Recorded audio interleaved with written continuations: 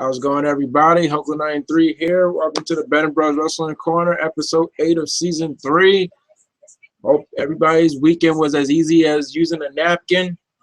On today's show, we will be talking. I'm still saying we. I will be talking about the big news that's come from WWE in the past days, and we've touched on this. People have seen, the hints of this coming to fruition, but it's actually true that as of January, I think January 5th, was it January 15th, 2015, Smackdown will be moving back to Thursdays. So that's one of the topics. And since WWE is advertising Team Cena versus Team Authority as the most important match in Survivor Series history, I'm going to go back to some matches that were also, if not as significant, if not more significant than this traditional Survivor Series match. Because there have been some traditional Survivor Series matches that have been the consequences have been very significant. So let me start off with some little things to talk about. We just saw Big Show. He announced that he's going to be part of Team Cena. Oh my gosh, another.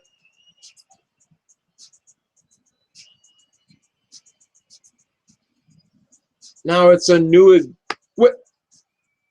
What the?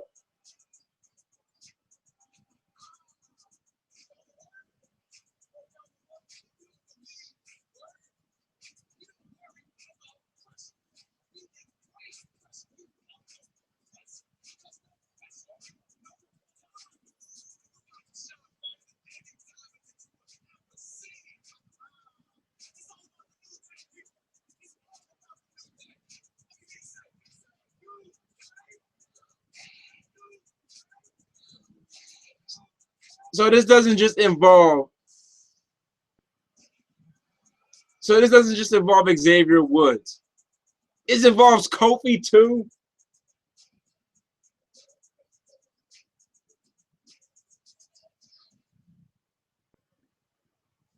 Oh my God.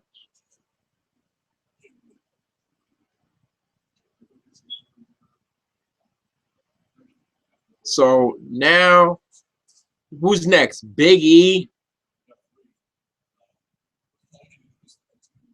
Let me guess. Big E is next.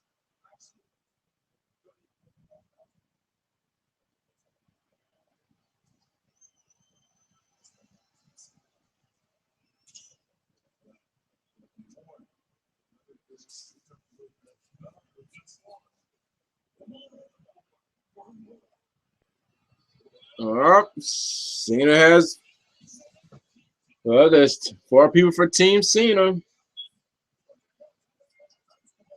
And I have this theory that what happened earlier tonight with Ryback and Cena,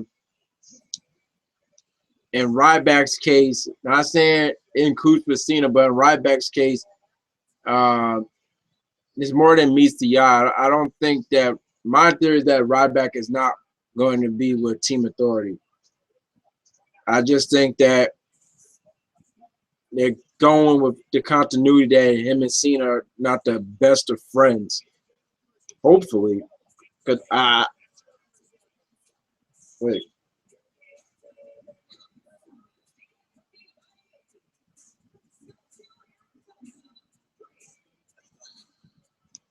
Yeah, hopefully Ryback hasn't just made another heel turn after just coming back after coming back with a face turn only to go heel. Hopefully that's not the case. But before I headed out for school today, well, Oh my gosh. Got a freaking butler suit.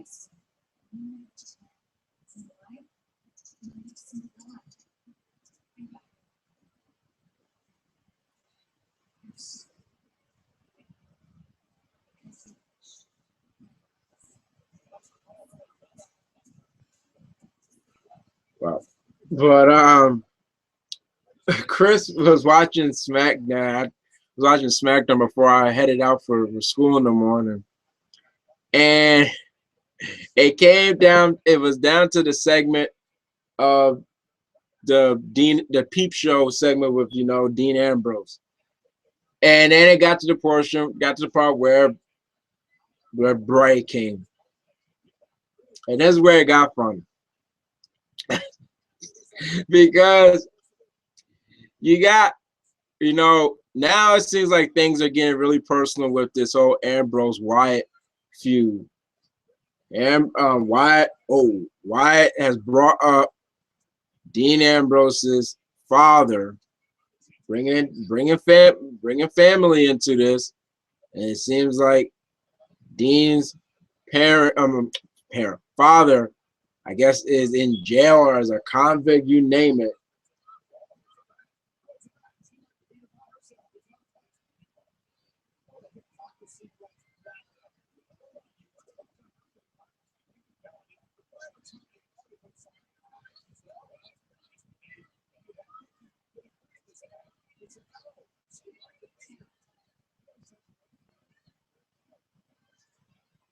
Man, I tell you, there are times where I really wish I could commentate with Cole and King, with JBL, and just really just deride, you know, just really get on his case, because I mean, it's just really unbearable. Oh,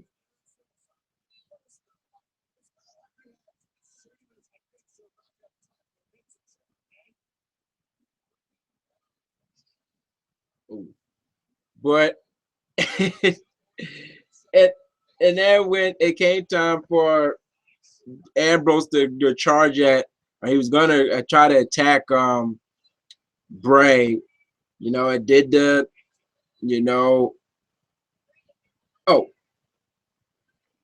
oh shoot, Black Widow.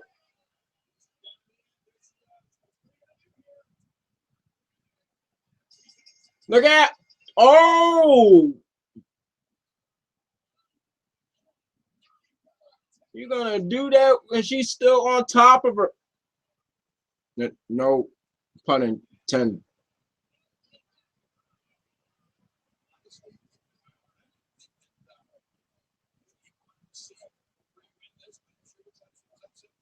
Oh, the rack attack.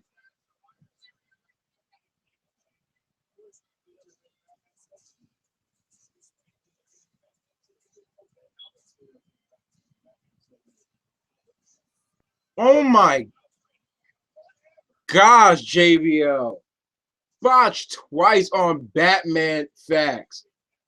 Go say Bruce Wayne did everything Batman told him to do. Bruce Wayne? Albert. Albert is Alfred. Oh my gosh. How do you botch two straight times on Batman facts? Gosh. But see, I'm keep getting sidetracked. So then they do the whole, you know, Bray, you know, and he's not there in the chair anymore. Next thing you know, he's behind Ambrose, looking all creepy. Yeah, run, they got Ambrose, run, and it does it again, and then he's gone. But the funny thing, I was laughing at it too, but it was funny when Chris was watching it, because Chris was like, look how dumb this is. I'm like, what do you mean? Now, now Bray is teleport. Now he has the ability to teleport. So I was like, you feel that should just be exclusive to the Undertaker? He's like, yes.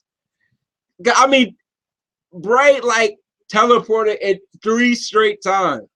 He teleported behind Ambrose. You know, he teleported from the chair to behind Ambrose. Then he teleported away from Ambrose. He just completely gone from the arena. So, I mean, he actually teleported twice. But, man, if you guys could have seen Chris' reaction, it was freaking hilarious.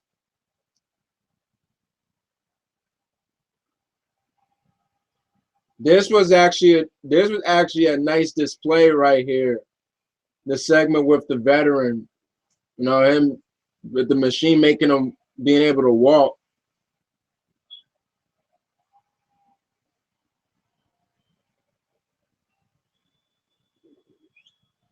This was a really touching display right here.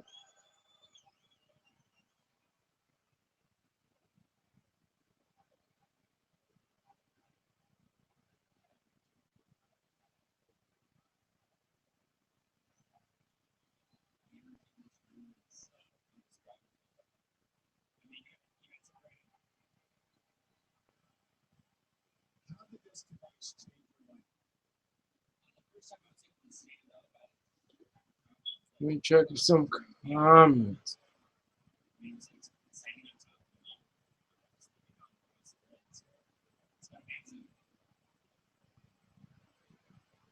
Ladies and gentlemen, please join me in honoring a true American hero, Yes, Saquon Sinicine. It was good, Malcolm. Yeah, I just saw the promo Kofi. We'll see now this new day will turn out. Yeah.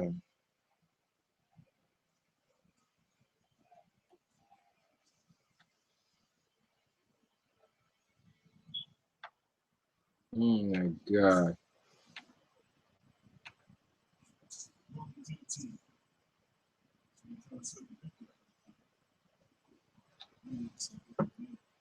Oh my. Oh boy.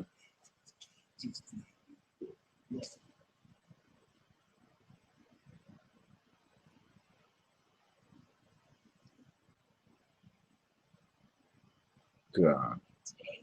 Hold on, guys. Typing something here.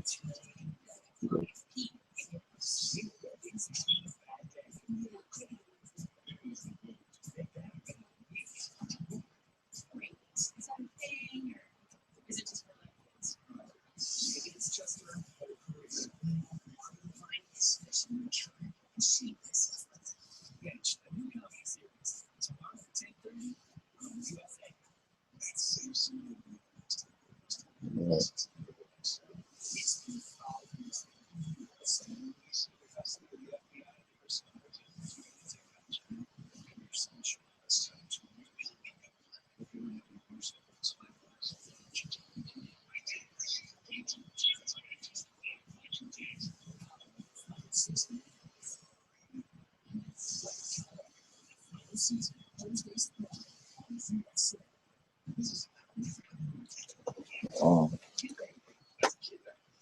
right. Hold on.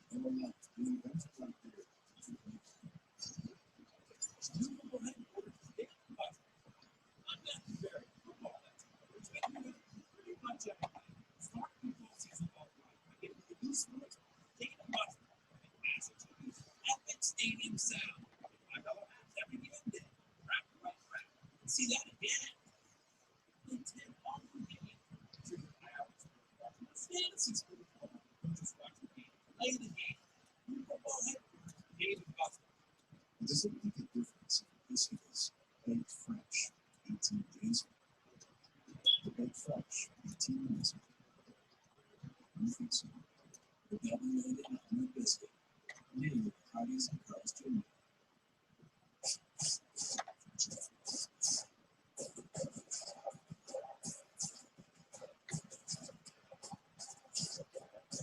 Exactly.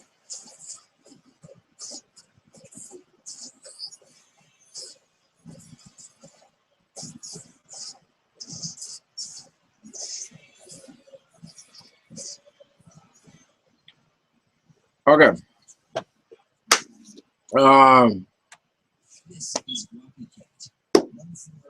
Also, it seems as though Adam Rose is about to turn heel. In a way, once again, I was talking about all these heel turns, but this one seems a little bit based on reality, so it's kind of have a natural feel to it. Seems as though, you know, all the hype that the bunny is getting is having an effect on Adam Rose. He's starting to real. And speaking of, wait a minute. But didn't they say that Ryback and Cena was next?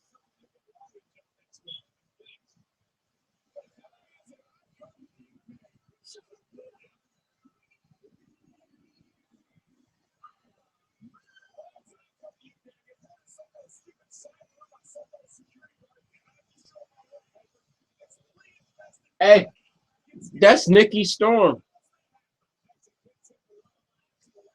For some reason, I recognize a female. I recognize a female from his Rosebud clique, you know, as a female wrestler. I recognize that, but I don't recognize the guys. I only recognize, you know, they almost dropped that time. I only recognize one guy that is a former wrestler or as a wrestler from his clique, and that was Wes Briscoe. Here we go. That's what I was just talking about.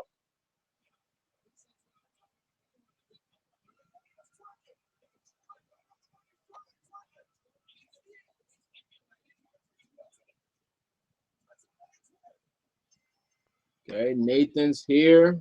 I just saw a comment from Big Rick, I believe. No. This I was laughing at. No, not the push. It's when the bunny gets back up. Go ahead, show it. Ah, dang it.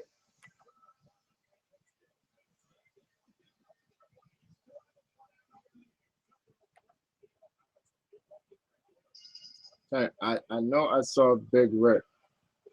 Said that Big Rick commented. But yeah, it seems like Adam Rose is turning heel. And I don't know if he's gonna stay Adam Rose or he's gonna become what he was before he was Adam Rose, and that was Leo Kruger, which I didn't see. You know, I wasn't watching NXT back then, so I didn't see him as Leo Kruger. When I first saw him, he was already Adam Rose. But oh, ooh, like to talk. Yeah, so you know, the big news is that Smackdown is moving back Thursday, where it all began. What the? Oh my gosh! It's Rowan. I knew it. That's Nikki Storm, the one in the cheetah gear.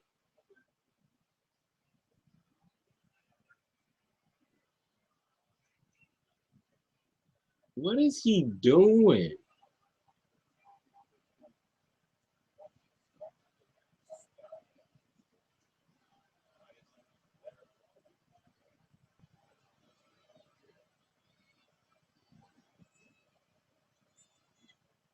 What is he doing?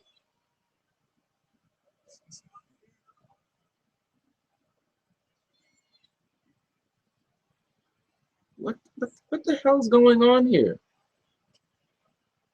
And he's not referring to Lillian, thank God. Because I'm getting tired of people going after Lillian like that, okay? What is this guy's problem? Okay, I think I'm getting some sense of, you know, motive or directions with the what. Okay, we got Bray dealing with Ambrose. It looks like Luke's target is Dolph because it happened before Dolph's match with Mark Henry, and that's what happened the last time we saw. What the hell is the bunny doing?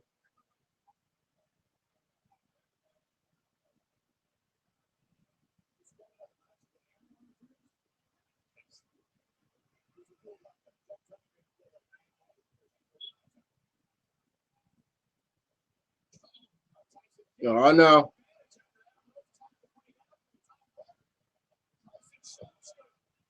And that's sure. But you're not even going. Look, you even didn't try. You didn't even try. Yeah, yeah. I knew it. Big Rick. Hey, Big Rick, how it's going? How was your weekend? But yeah, SmackDown is going back to Thursday nights as of 2015. No, there was signs. No, back in August, that's when everybody saw the signs that yeah, it was moving back to Thursday. How do I feel about this? Uh-oh. Wait, hold on. I think the bunny's about to feel something. No!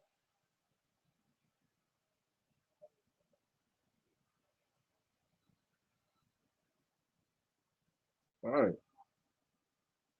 Yo, look at his face.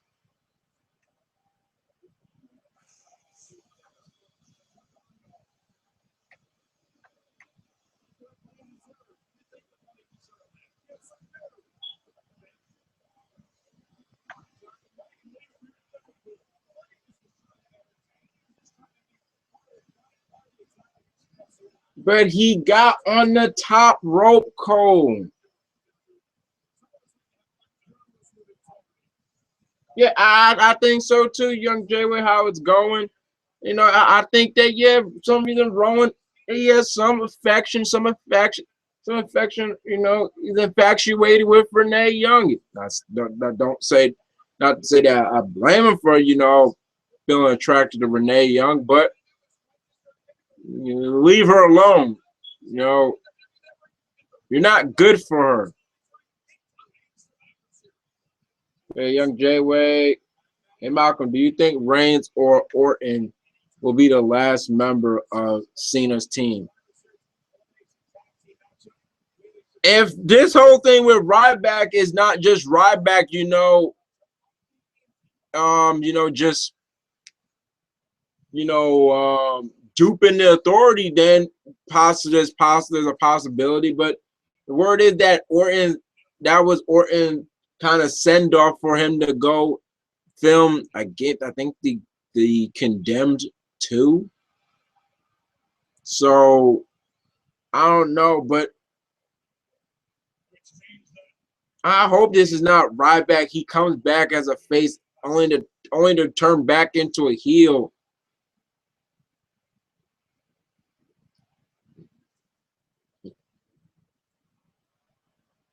I mean, if Ryback is on the team, then yeah, Seth is really it really has some muscle with him.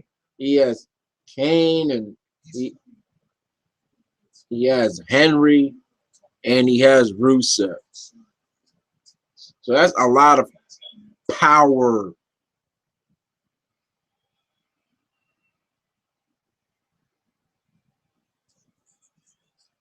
Oh.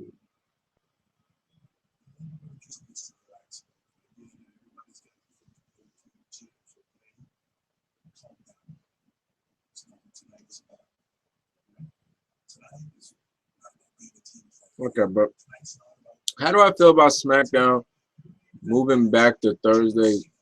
I feel fine. I feel it's a good thing. I mean, it would have been interesting, and I think it would have been detrimental to TNA if Impact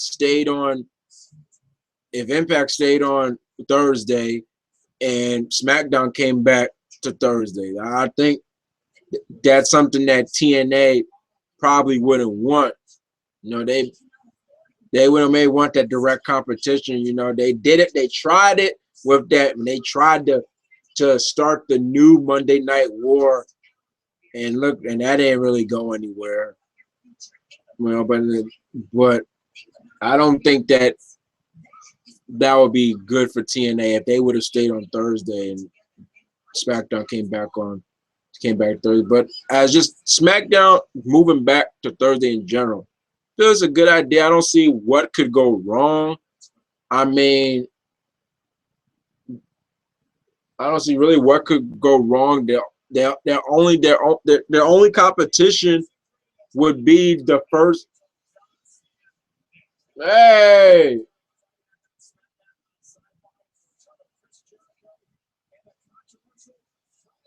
oh man, this is gonna be entertaining. Jericho with Triple H and Steph. Oh man, what a pass between those three. But you're gonna get a lot of jabs and a lot of, you know, insults and the whole 9 yards. They might not even get to what they're trying to talk about. But I'm talking about SmackDown. Moving to Thursday. Yeah, their only competition, I believe, would be, you know, the 8 o'clock NBA game that comes on TNT. I mean, they wouldn't have to deal with Thursday Night Football because it's coming in January. So by that time, it'll be playoff time for the NFL. So yeah, the only competition would be at the NBA. It would just be that 8 o'clock game for the NBA. So they really don't got the real well in terms of athletic, that'd be the only competition. But you talking about but if you want to talk about just overall, you know, I believe NBC still has their Thursday lineup. You know, Thursdays most time there'll be no prime time, you know, television. But 8 o'clock is prime time anyway. But you know, I think NBC still got that Thursday. Yeah, most of the new shows come on Thursday. I could be wrong, but like most of their comedy stuff, most of the time their comedy stuff always comes on Thursdays. But if NBC has stopped that, then you know, they don't have to worry about that. And then SmackDown has no competition except for the NBA on TNT. Well, I don't think it's gonna change like anything really in terms of presentation. It's just moving back to Thursdays. You know, when they moved to Friday, nothing really changed. I mean, of course, the roster changed because that was a given. You know, every year somebody new would come there, but that's just a given. That had nothing to do with it being on Fridays. I mean, so I don't think anything in terms of presentation is going to change. But overall, I feel, what's the worst that can happen with SmackDown going back to Thursday? I mean, they were the exception for these past, how long? I think 9 years. I think 9 years SmackDown has been on. Hold on, 5, 6, 7, 8, 9, 10, 13. Yeah, for 9 years, SmackDown has been on Fridays. And they have been the exception to the rule in television. In the television world, or in television world, there's the old saying, the term of the Friday night death slot. Basically, when a show is moved to Friday, that means that is more than likely going to be canceled. Friday, you would think, oh yeah, Friday, people get off of people get off of school, and they don't have to work on the weekend, and so this is a good moment to watch their new show. But then you think about it, most people like to go out on Fridays, and they want to go to a movie on Friday. But to be quiet, yeah, most shows. Oh man, they showing it again. I really, everybody gonna see the creepy face of Bray Wyatt. So most shows, when they're moved to Friday, most shows, it's a Friday night death slot. It's gotten so big that the Friday night death slot even has its own Wikipedia page. But SmackDown has been the exception to the rule. To be quite honest, I think their ratings, well, I don't know, compared to during 2000, which was WWE's most successful, most financial, successful year. But they still held up when they went to Fridays. So it's been the exception to the rule. SmackDown's been the exception to the rule to the Friday night death slot. It's been the exception to the rule. Been the opposite. It's actually no damage has been done to it. Well, in terms of like ratings or if it being canceled, yeah, it's moved around. It's moved from UPN or My9 to CW11. No, wait, was it on CW? Yeah, it was. To CW11 to and then to Sci-Fi. There we go. It's the face. Ah!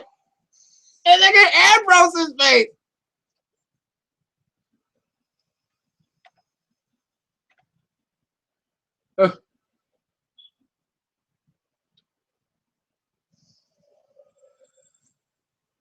Oh boy.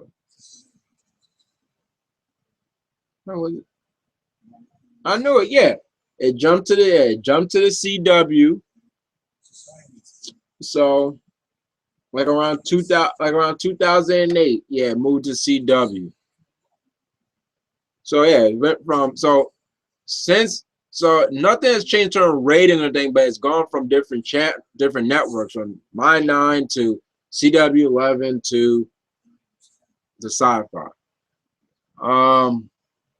Now, in terms of quality, yeah, I believe there are times where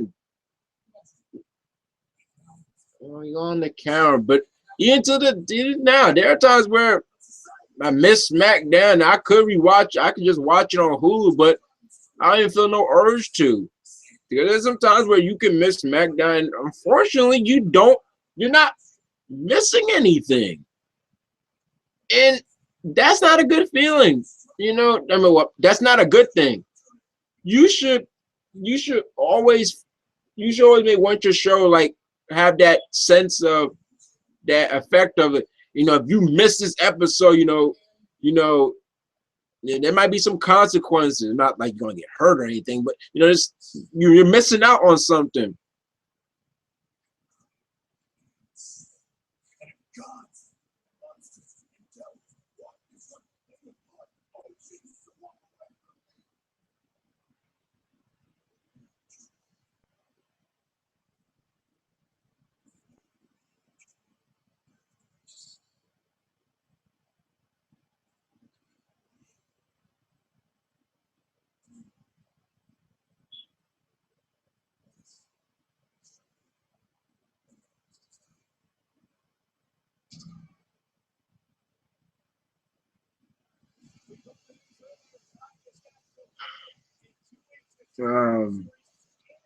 So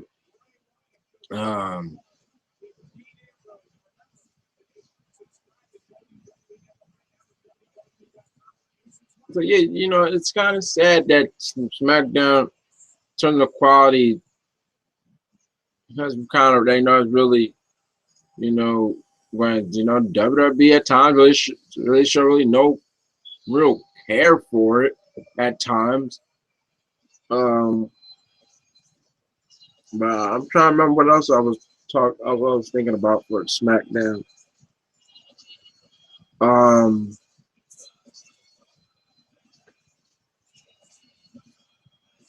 hmm. I think I was just saying, that you should maybe want your show, to feel important. That yeah, if you miss it, yeah, you may missing out on something. There are times where SmackDown just feels like just a Raw recap. They're just recapping Raw. It's pretty sad. But SmackDown moving back to Thursday. What's the worst that can happen? I I don't see any cons in that move. I don't. Uh, all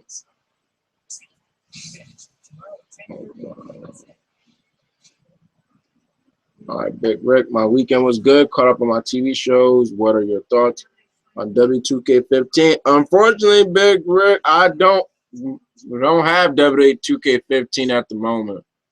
Not like how last year where I bought it on the first day. Around that time, I had the money right then and there to buy, but unfortunately, I don't.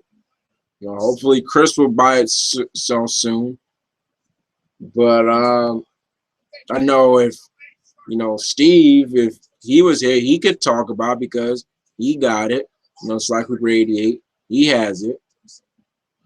But Sinquan, did you hear or watch Del Rio's interview on WTTV?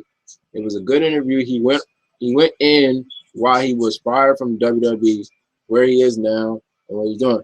No, I did not hear or watch Del Rio's interview. I do know about it. I saw the thumbnail of the interview of saying, he conducted an interview. I know where Del Rio is. He's back in Mexico. He's calling himself, I think, the El Patron or Patron. And it looks like he's going against the top heel in the promotion. Um, hey, it's good to hear that. You can see that he's still wrestling. That he's happy over there. It's really sad. He was looked like he was going to leave anyway. He didn't, as they say, he didn't renew his contract. But it's sad that it's not going to say that Del Rio, he was released because he didn't because he didn't renew his contract. He was let go because he didn't renew his contract. No, it's because he got fired because of the whole incident that happened. Where he basically lost his cool because of a racist statement from a WWE employee. So it's sad. That's how his tenure in WWE. That's the ending. That's what it's gonna read on the ending. Sad. Hey Nathan. Hey Malcolm. I know this is not related to wrestling, but did you see the Packers versus the Bears last night? Bears are just, in the words of Charles Barkley, horrible. And there needs to be a new direction with the team, but the organization shot themselves in the foot. So Jay Cutler, or Cutlet, but he put Cutler. I want to know if that's actually a mockery name. Signed on for, I think, 7 years, and the way he's playing now is not good. All right, as always on Mondays, before watching Monday, I watch Monday NFL Countdown, with Chris Berman, Keyshawn Johnson, Tom Jackson, Chris Carter, Mike Ditka, and some. Well, no, on Mondays it's not with Ray Lewis, and they were talking about the Bears, and I did watch when after I watched. Oh,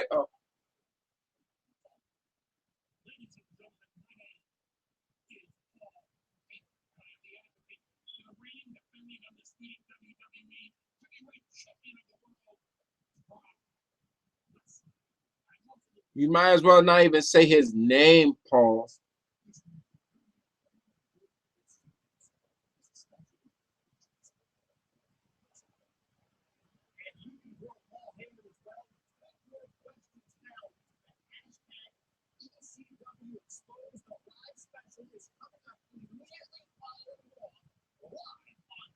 Man, Joey let his hair.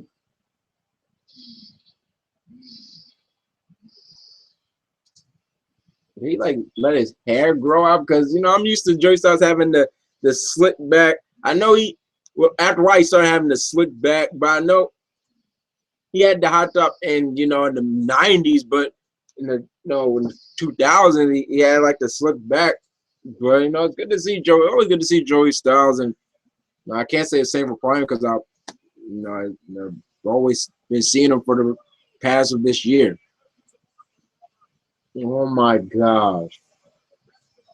But yeah. After watching SmackDown on Hulu, wait, I'm trying to remember. Did I watch SmackDown on Hulu first, or I'm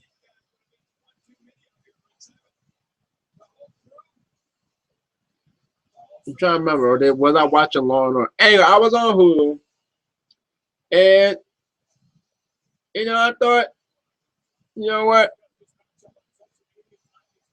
Let me check out the Let me check out the the Packers Bears game. Turned to that thing at the time. It was second quarter, 28-0.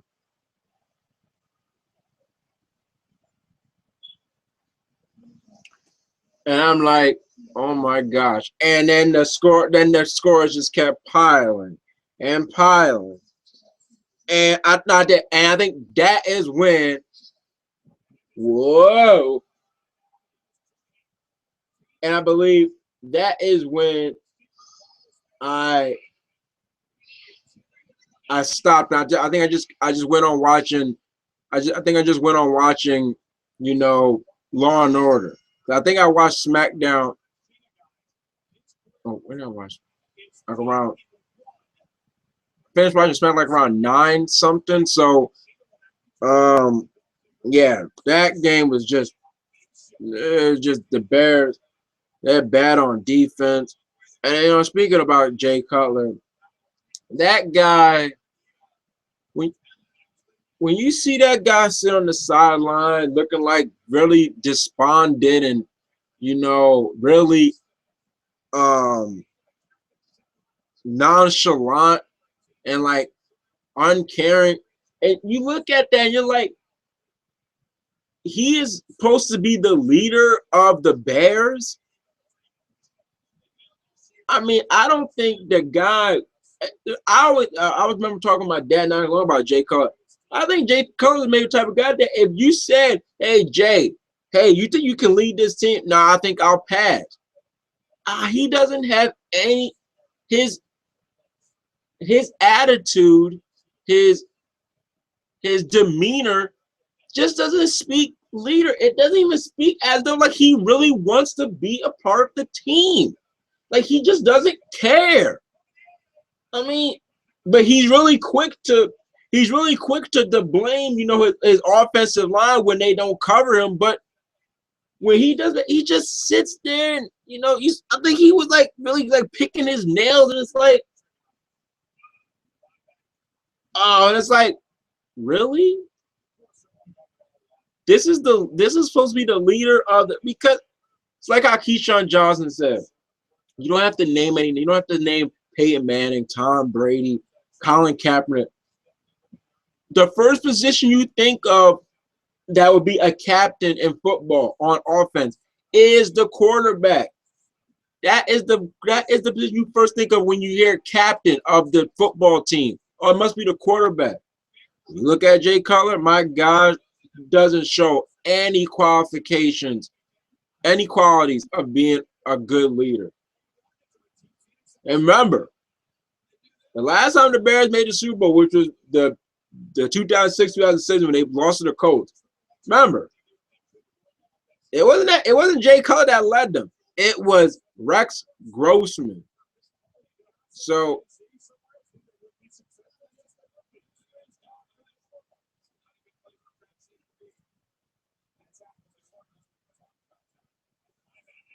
it's always apples and oranges with JBL with his analogy. The guy's a goof.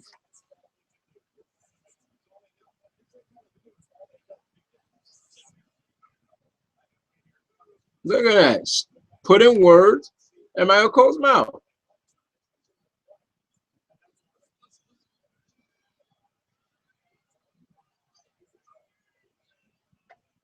Look, we got Invictus.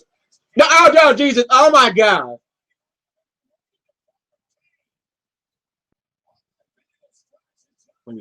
They just leave my Bears alone. I'm still shell-shocked. Well, I'm sorry to hear that, Invictus. I didn't know you were a Bears fan, but hey, it's the truth about the Bears. Come on now. You look at Jay Cutler and you look at Jay Cutler and you go, that's my leader right there. I mean, I'm a Giants fan. Not saying that does not mean I hate every NFL team that's not the Giants. No. Because if I did, I wouldn't watch all the other NFL games. You know, but if Eli, who at times, you know, is not the most emotional, he shows reactions when things go wrong.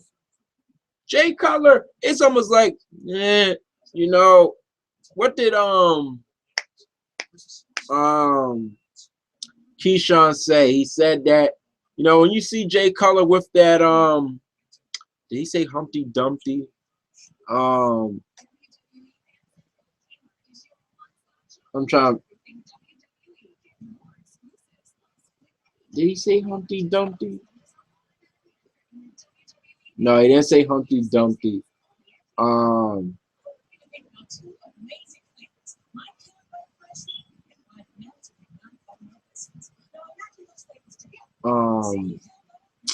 Man.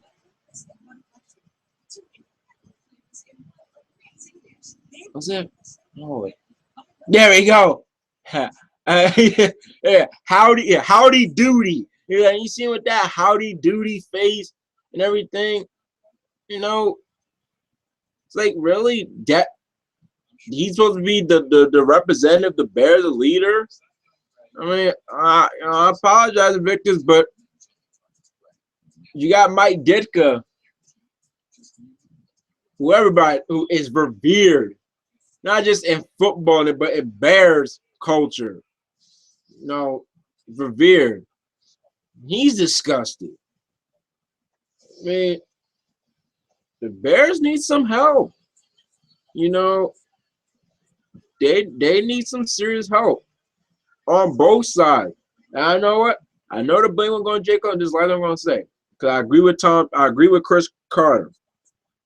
However, it wasn't Jay Cutler who was guarding, you know, the Packers wide receivers. Because that defense, those DBs, those safeties, they weren't doing their job. I mean, Aaron Rodgers was having a field day. Bears need some help. They definitely need some help. You know, I bet, you know, I'm not saying that my Giants are doing great. You know, they're not. They have a losing record, but these past games they have lost, they have, you know, they took it to the before everything fell apart, but they were holding their own against the Seahawks, surprisingly. And you know, that during that 3-game stretch when the Giants got their only 3 wins so far, they was looking good. But yeah, last I'm gonna say, the Bears, they need some help. They need some help. Man, it just seems like Ryback is countering everything up. Ow! It's like countering everything Cena is throwing at him.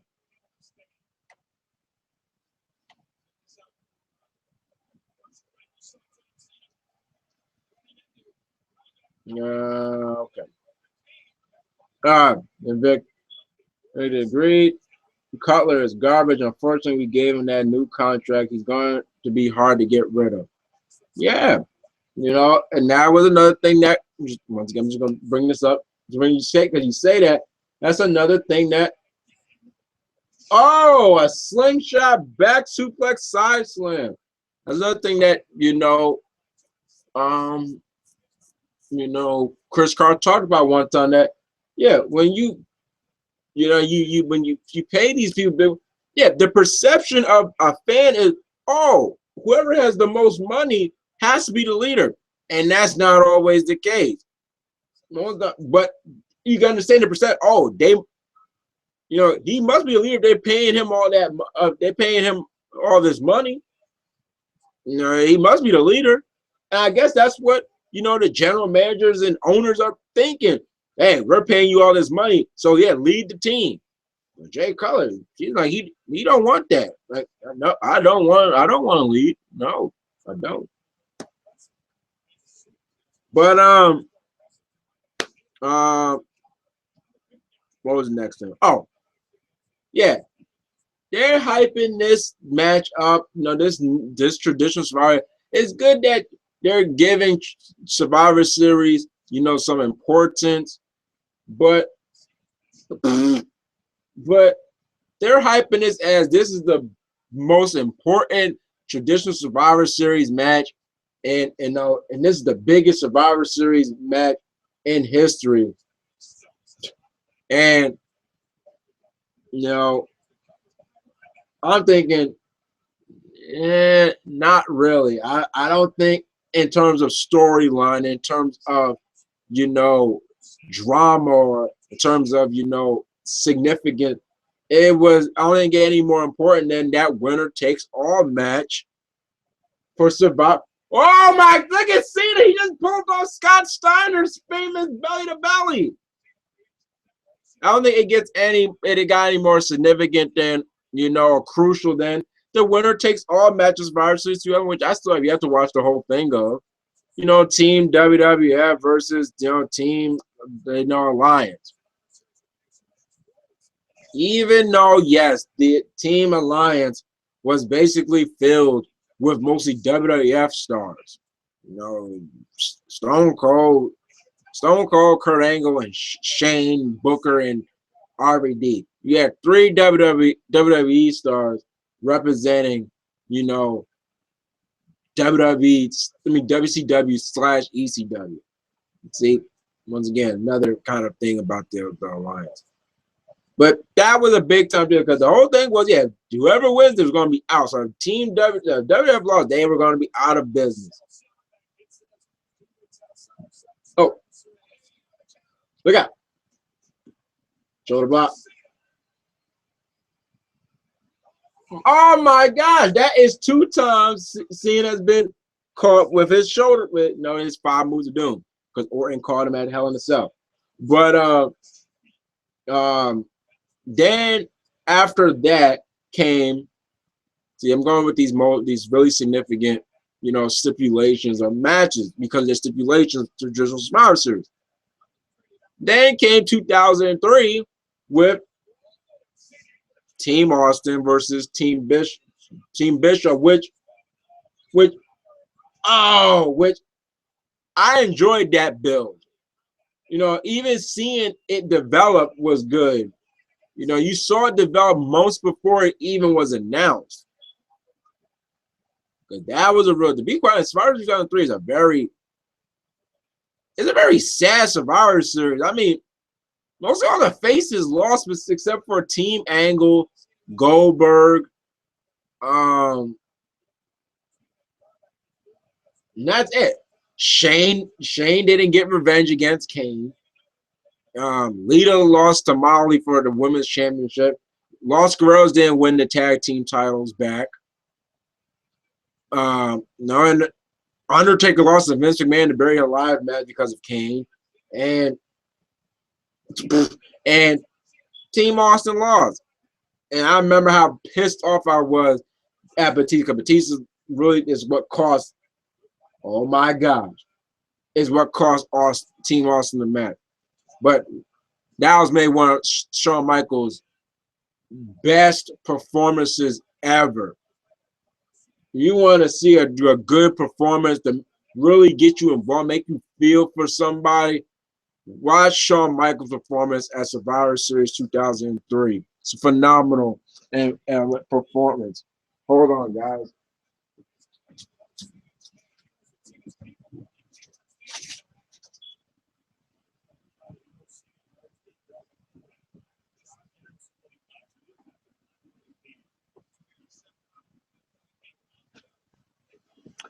Okay. Um. So yeah, that was a real crucial Survivor Series match. For 3 years, what the Razor's Edge? Oh, did I just see a Mordecai sign? Wow, bringing up Mordecai, really? And not Mordecai from the regular show. You guys remember that failed gimmick who went on to become Kevin Thorne? Mordecai. He was all in white and everything. And you can tell that obviously down the road he was going to feud with Undertaker. He's almost like probably like the antithesis of the Undertaker. No, what the hell? Oh my god!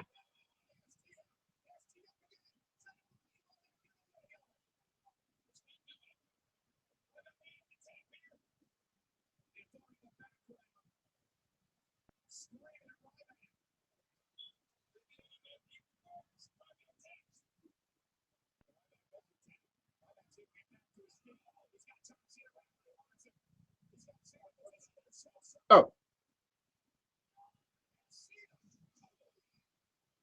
here it comes, people. It's a five knuckle shuffle. Oh my gosh!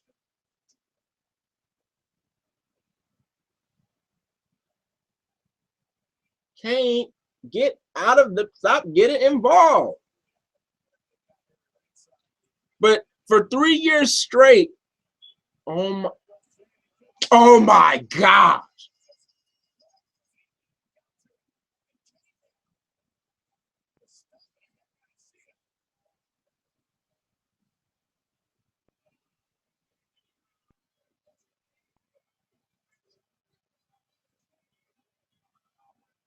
Oh, Ryback, don't go back heel, man. Get out of here, Kane.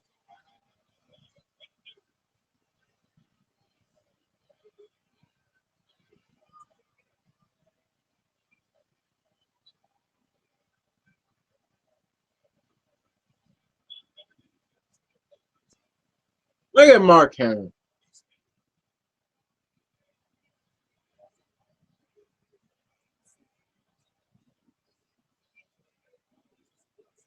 Yeah. Oh.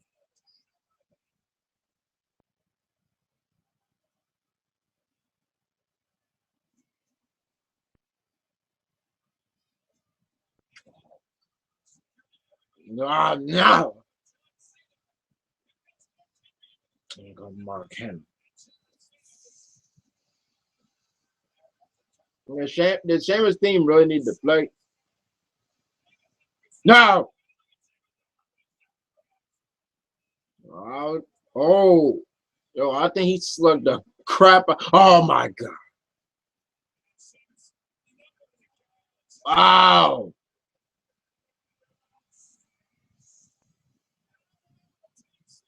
I know Jamie Noble. I know Jamie Noble and man, Joey Mercury not trying to restrain. Ah! Ah!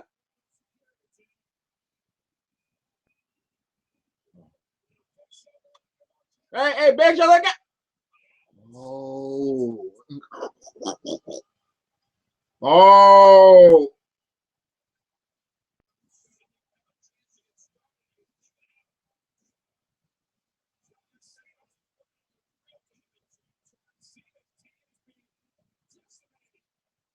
Ziggler, and you better come out with a chair. Oh no!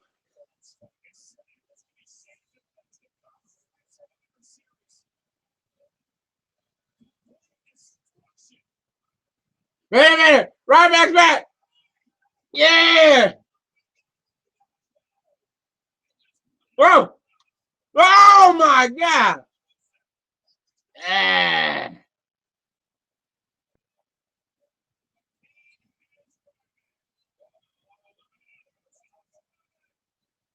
Oh!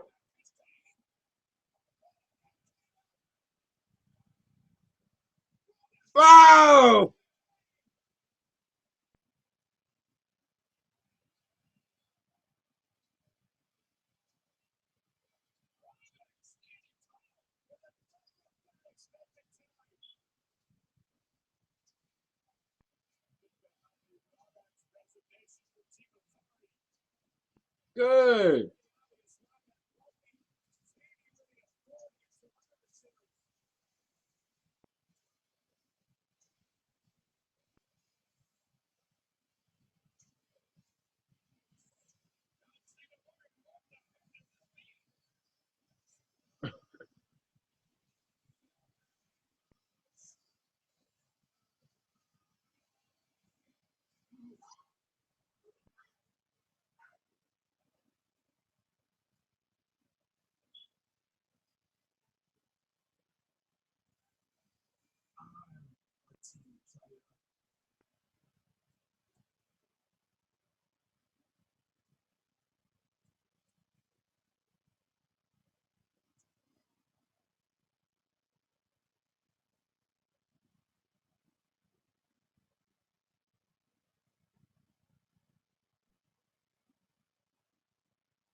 Oh, well, there is number 5 for Team Authority.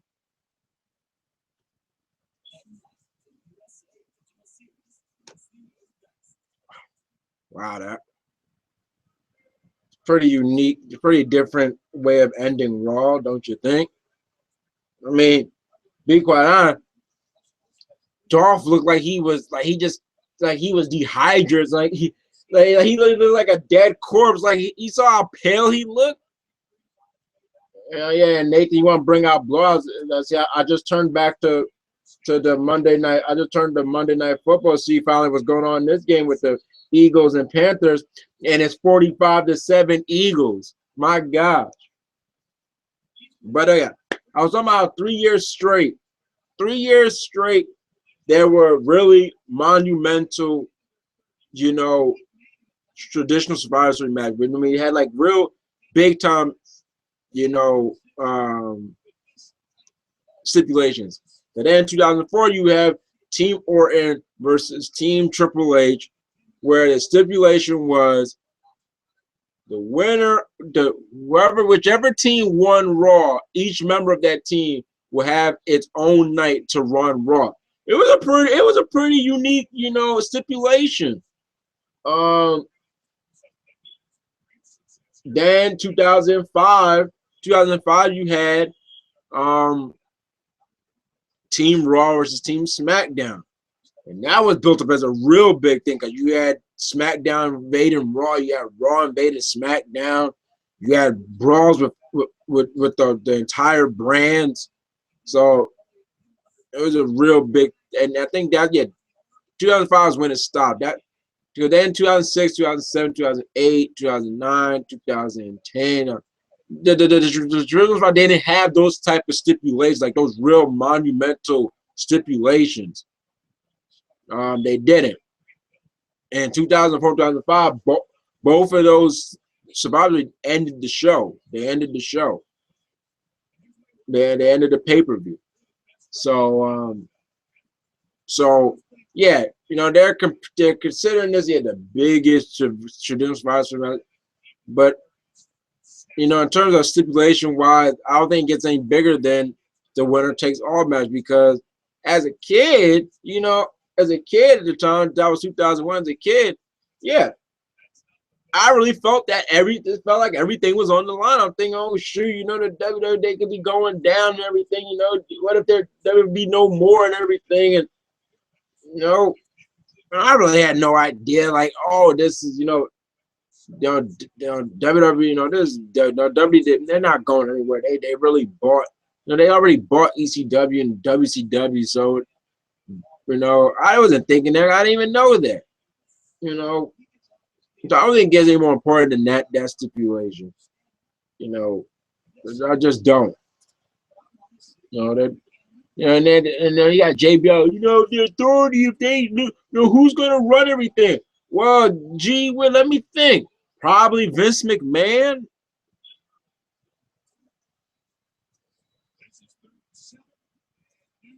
Okay, Nathan. This was seconds ago. After what happened tonight, I do not think Ryback has joined the authority or Team Cena. WWE is going to play this out until the final week leading up to Survivor Series. and that is when Ryback makes his decision.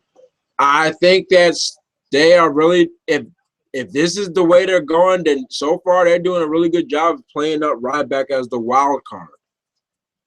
You know, he's the real wild card of this whole thing, and almost like he's the real difference maker of this match. All right, hold on.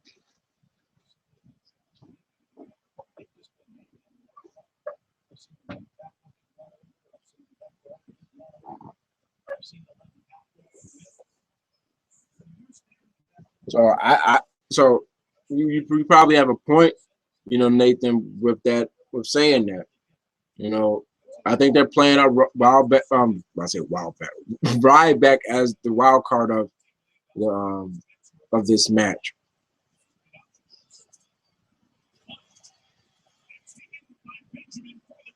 Let me see if there's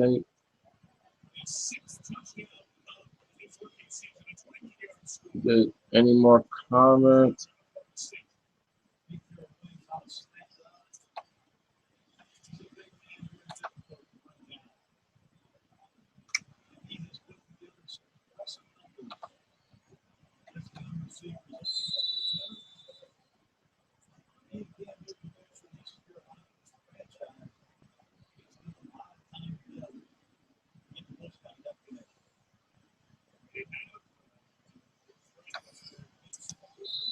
Okay, seems like no other comments have arrived.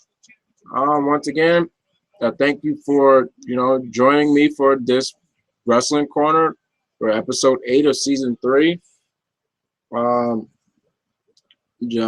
Tomorrow is Veterans Day, so if any of you watching, if you have any relatives that were in the service, show them,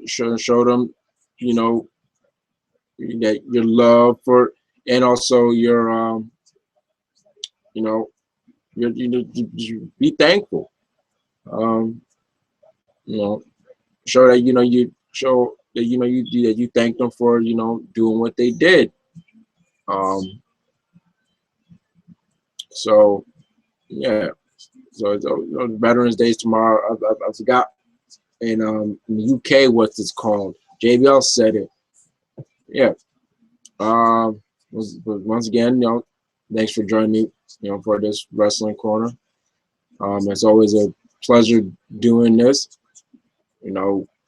Even for the past weeks, even without Chris, unfortunately, it's still always good to hear you guys' thoughts, questions, and always pitching in whatever the topic may be. So yeah. Thanks for watching this Wrestling Crime, Hulk 93. Hope you guys stay easy. Hope you guys have a nice weekend. Peace.